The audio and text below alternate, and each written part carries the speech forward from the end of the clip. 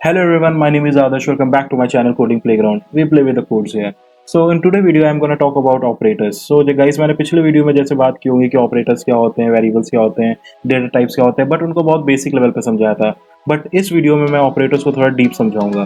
तो अगर गाइज मैं बात करूँ कि ऑपरेटर्स होते क्या हैं, तो operators are use to manipulate the values and variables in the code. तो मीन्स इसका मतलब ये हो गया कि ऑपरेटर्स का यूज़ करके हम वैल्यूज़ और वेरिएबल के में जो भी स्टोर हो उसको चेंज कर सकते हैं. तो अगर आप बात करें कि ऑपरेटर्स होते कितने तरीके के हैं, तो गाइज ऑपरेटर बहुत सारे तरीके के होते हैं. जैसे कि अगर हम बात करें तो अर्थमेटिक ऑपरेटर हो गया, कंपैरिजन ऑपरेटर हो गया, assignment operator, logical operator, bitwise operator, membership operator and identity operator. तो आज हम लोग इस वीडियो में इन्हीं सारे ऑपरेटर्स के बारे में बात करेंगे. तो कि जैसे मैंने आपको दोस्तों बताया था कि I prefer ideally to start coding on Python. तो let's just open the IDLE. तो गाइज आपके सामने ऐसा कुछ खुल के आ जाएगा. सो गाइज अगर हम स्टार्ट करते हैं कि अर्थमेटिक ऑपरेटर्स क्या होता है, तो उसका ओवरव्यू मैं आपको देना चाहूँगा क्योंकि पिछले वीडियो में बता चुका हूँ कि अर्थमेटिक ऑपरेटर्स क्या होते हैं. तो जैसे अगर देखिए 2+2 करूँ तो आपका 4 आ जाएगा, 4+4 करूँ तो आपका 8 आ जाएगा. मल्टीप्लाई करना है 5 × 5 से आपका 25 आ जाएगा. और अगर आपको डिवीजन भी करना है तो 5/2 आपने देख लिया 2.5 आ गया. बट आपको इसके अगर इंटीजर वैल्यू चाहिए तो इंटीजर वैल्यू के लिए भी बहुत आसान है कि अगर इसमें हम लोग फ्लो डिवीजन लगा दें तो फ्लो डिवीजन से आपके पास इंटीजर वैल्यू आ जाएगी.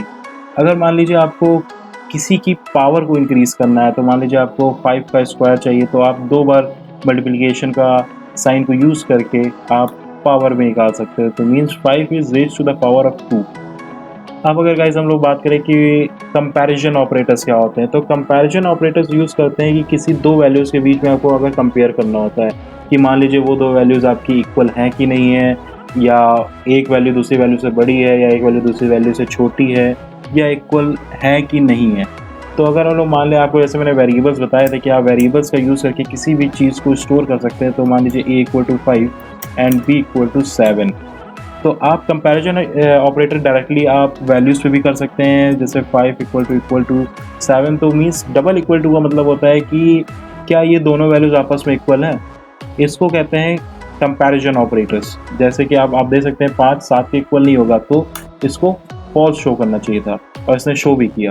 अगर मान लीजिए 5 = आप 5 लिखेंगे तो इसको आप क्या शो करना चाहिए, ट्रू.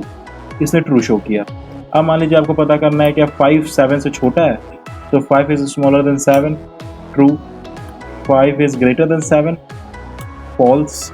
और ऐसा नहीं है कि आपको सिर्फ वैल्यूज़ के ऊपर ये इंप्लीमेंट कर सकते हैं. अगर आपको वेरिएबल्स के ऊपर भी ये चीज़ इंप्लीमेंट करनी है तो वो भी हो सकती है. जैसे हमने ए में 5 स्टोर कराया था और बी में 7 स्टोर कराया था. तो अगर ए = बी मैं देखूँ तो गाइस क्या देना चाहिए, क्योंकि ए में 5 स्टोर है और बी में 7 स्टोर है. तो अगर हम देखें तो इसे फॉल्स दिया. अगर हम लोग यही कहें कि A is smaller than B, तो क्या 5 7 से छोटा है, ट्रू. और इसने भी ट्रू दिया. तो गाइस इस तरीके का हम लोग यूज़ करके हम लोग किसी भी चीज़ को कंपेयर कर सकते हैं. अगर मानिए हमको पता करना है कि क्या 5 7 के इक्वल नहीं है, तो 5 is not equal to 7. So guys इस साइन का मतलब होता है नॉट इक्वल टू. इसका यूज़ करके हम लोग पता कर सकते हैं कि दो वैल्यूज़ आपस में इक्वल हैं कि नहीं हैं. और आप देखिए इसका आउटपुट आना चाहिए ट्रू. जैसे कि इक्वल टू का हमने डबल इक्वल टू का यूज़ किया था, तो इससे हमको ये मालूम चला कि दो वैल्यूज़ आपस में इक्वल हैं कि नहीं है. और इससे हमको ये मालूम चला कि दो वैल्यूज़ आपस में इक्वल नहीं है कि है. अब अगर हम लोग बात करें कि और कौन कौन से ऑपरेटर्स होते हैं, तो एक होता है असाइनमेंट ऑपरेटर्स. असाइनमेंट ऑपरेटर्स का मतलब ये होता है कि किसी भी चीज़ में कोई भी वैल्यू को असाइन कर देना. मीन्स जैसे आपने वेरिएबल आप जब भी डिक्लेयर करते हो तो a = 5 आपने लिखा, तो मीन्स आपने a को 5 वैल्यू असाइन की. This is an assignment operator. इसी तरीके से बहुत सारे ऑपरेटर्स होते हैं. मान लीजिए आपको ऐड करना है 5 में, a में आपको ऐड करना है 2, तो आप क्या लिखेंगे, a = a+2. ठीक है, तो आपका मतलब 7 आना चाहिए. अब a को प्रिंट करेंगे तो क्या आएगा, 7, क्योंकि a में पहले से 5 पड़ा हुआ था, उसमें हमने 2 ऐड किया, तो 5 + 2 7 हुआ. उसको हमने स्टोर किसमें कर दिया है, फिर से a में, और प्रिंट करेंगे तो a = 7.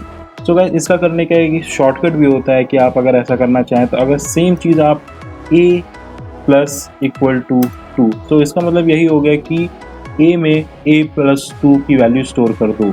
तो आपने जो ये लिखा है सेम उसकी कॉपी ये भी है. अब जैसे अगर इसको हम लोग रन करें रन हो गया। अब ए प्रिंट कराएंगे तो देखिए 9, क्योंकि ए की वैल्यू 7 थी और अब उसमें फिर से 2 प्लस हुआ है और उसका प्रिंट आ गया है 9। और इसी तरह हम लोग माइनस भी कर सकते हैं, माइनस इक्वल टू 2, तो अब ए की वैल्यू 7 हो जानी चाहिए, हो गया है। तो ये सारे जितने भी ऑपरेटर्स होते हैं ये कहलाते हैं असाइनमेंट ऑपरेटर। इवन आपको डिवाइड भी करना है तो ए डिवाइडेड बाई इक्वल टू 2। सो आप देखिए ए को प्रिंट करेंगे 3.5, क्योंकि ए की वैल्यू 7 थी और उसने 2 से डिवाइड किया अपने आप को, तो आपकी क्या वैल्यू आ गई 3.5, और उसने ए में स्टोर भी कर दिया है। So this is all in this video, and hope you guys understand the video, and if you guys like this video, please hit the like button and please keep sharing